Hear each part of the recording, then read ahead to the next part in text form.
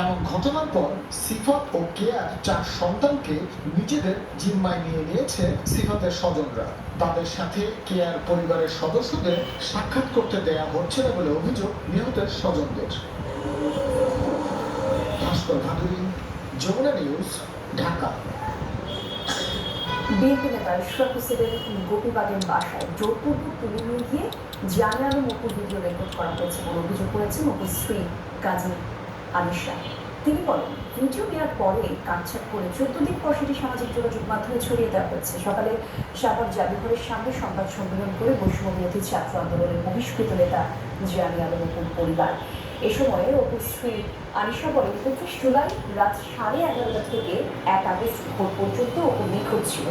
গোপীবাগ থেকে অপুকে গ্রেফতার করে পুলিশ, তবে গোপীবাগ থেকে ভোরের দিকে অপুকে গ্রেফতার করলেও গ্রেফতারের সময় 11টা নাগাদ দেখিয়েছে পুলিশ।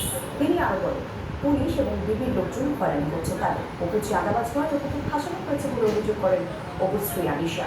তিনি আরো বলেন, অপুর বিরুদ্ধে মিডিয়া ট্রায়াল হয়েছে। ইশরাক ভাইয়ের লোকজনই তাকে তুলে নিয়ে গেছে। ইশরাক ভাইয়ের বাসায় ছিল এবং ইশরাক ভাই ডিবি পুলিশের কাছে নিউজ দিয়ে ওদেরকে ধরা গেছে। কারণ রিমান্ডে নিয়ে উপর থেকে বারবার এই আসিফ মাহমুদ সজীব ভুইয়া নামটা আর নাহিদ ইসলাম নামটা তারা শুনতে চাইছে যে তোমাদের পিছনে এই দুইজন আছে, যে কোনো একজনের নাম তোমাকে স্বীকার করতে হবে। সে কিন্তু 164 কোথাও এই দুইজন উপদেষ্টার কারণ নাম সে বলে না।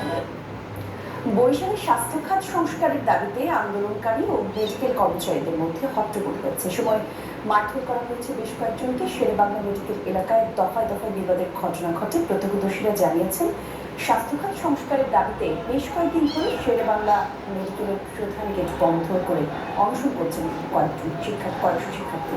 আর একই সময়ে কর্মক্ষেত্রে নিরাপত্তার দাবিতে মেডিসিন বিভাগের সামনে বিক্ষোভ করেন চিকিৎসক, নার্স সহ কর্মকর্তা কর্মচারীরা। মূল ভবনের প্রধান গেট খুলে ভেতরে ঢুকে ব্যানার সহ অনশনকারীদের মালামাল সরিয়ে দেন তারা। পরে বেশ কয়েকজনের ওপর